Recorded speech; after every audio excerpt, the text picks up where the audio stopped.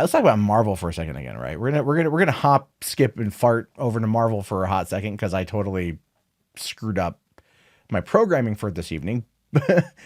But when it comes to Disney Plus, when it comes to the Marvel shows, people have been really asking the question, just exactly how is it going to all work out? If you've seen Endgame, you know what happens, right? Like, you know what happens. They didn't really switch anything up involving Vision. He's still dead, but WandaVision has been announced as a show.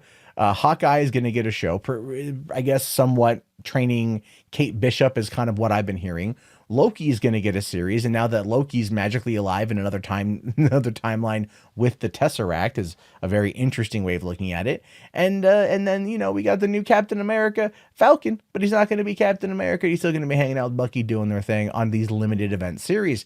And it's all cool. I'm all down for that. But then the question becomes, how are they going to integrate it? And Kevin Feige did, in fact, give a little bit of a tease for what they are trying to do. So it says here that the Marvel Studios boss gives a bit more specific on how Disney Plus shows will connect to the MCU. And when they say a bit more specific, they're literally saying a bit more specific here. Now it says but a little bit of history is good on this particular front. But when the first wave of Marvel Cinematic Universe TV shows launched back in 2013, Marvel promised it was all connected, except that it didn't seem to be that way. ABC's Agents of S.H.I.E.L.D. was at first affected by the MCU films, but that relationship was strictly one way, and now the show more or less seems to take place in its own timeline. And the now canceled Netflix shows, kicked off in 2015 with Daredevil, were notable for having almost no connection whatsoever to the films, which is very, very, very true. And the reason for that, and I always like to bring it up, and I always like to remind people that it's not Feige. Feige tried. It was all Ike Perlmutter. And the difference here is that these shows going to Disney Plus are not going to be produced through Marvel TV.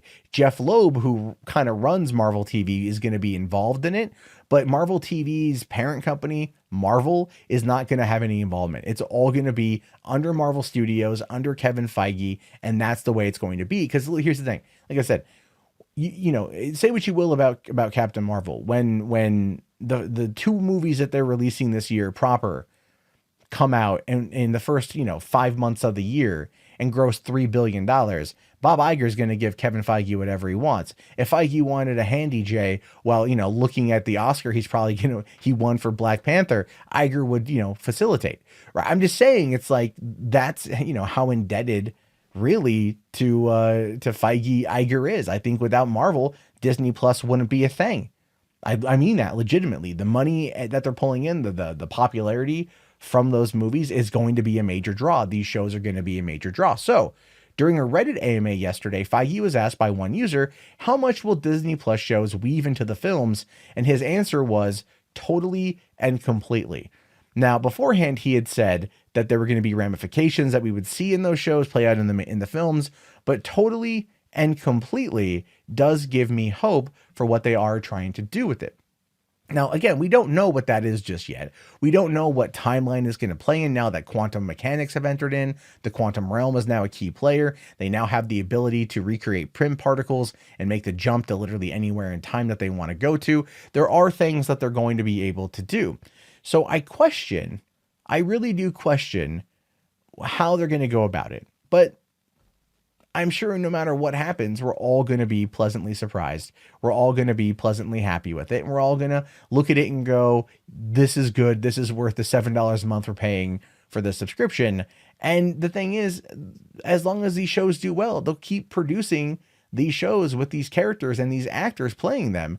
Once their contracts kind of start to wind down, they'll move them to Disney Plus, where they'll probably get a nice finale for the character if they don't get one in the films, and they could be used as a lead-in to the next Avengers films or the next big setups or whatever. So it's a really interesting way to finally have it all be connected. I just hope that by 2022 we hear the announcement, oh, by the way, we're also going to be doing Daredevil, and bringing back those shows now that the 2-year cooling off period from Netflix is finally over with. I don't know if that's going to be a reality at this point. I'm really hoping that it is, to be honest with you. I really am.